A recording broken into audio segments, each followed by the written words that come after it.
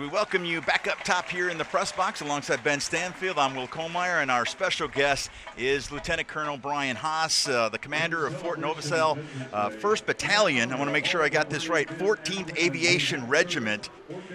You're the guy that was flying the lead Apache, right, over the... Yes, sir. Myself and CW5 Barkley, lead Apache, and then trailed by the UH-60 and the CH-47.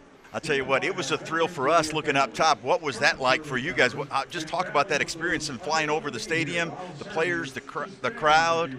Yeah, it's pretty exciting. It was a great day for it. We went through the winds. The storm moved out, so coming in and leading up to that point, really exciting to be able to hit the time on target and see that everybody standing up and cheering and seeing the flashes from the camera. So it's pretty fun. I'm always impressed by the timing of a flyover, especially. You got to hit it right at the end of the national anthem, and of course as you go overhead, and I would think too it's almost like driving through a big city. You're trying to look around too at the same time. Absolutely, yeah. We're trying to time it. We're looking left and right for any visual reference points we were using prior to that, and then adjusting as far as the singers are going, if they're singing or if the band's playing faster or slower. So it's a lot of on the fly, so to say, I guess, right?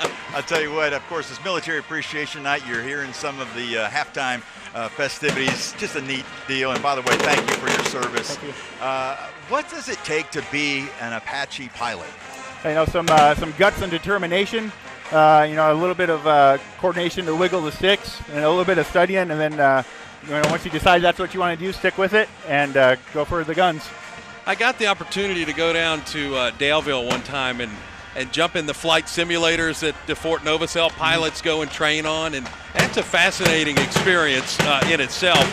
But I got the opportunity to see how difficult this is too, and especially if in a combat type situation, it takes a lot of skill to do, right? Yep, absolutely. And our mission down there is to get the new students ready, new officers ready to go into it, and be that professional aviator that the Army and the nation needs. So we put them through the ringer, and we make sure that some of the most stressful places they go through is here. So when they get into combat, they have experienced some stress before.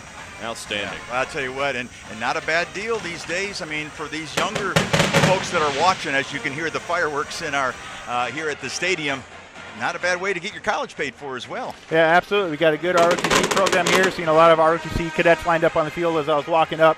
That's what I went through. I went through an ROTC program, and it absolutely was the jumping point that got me into my career, and I've been in for just over 20 years now, so it's been a heck of a ride. It's been a heck of a ride, and congratulations. Boy, I tell you what, that was exciting, Ben. Yeah, it certainly was. Thank you for the flyover. Thank you for your service.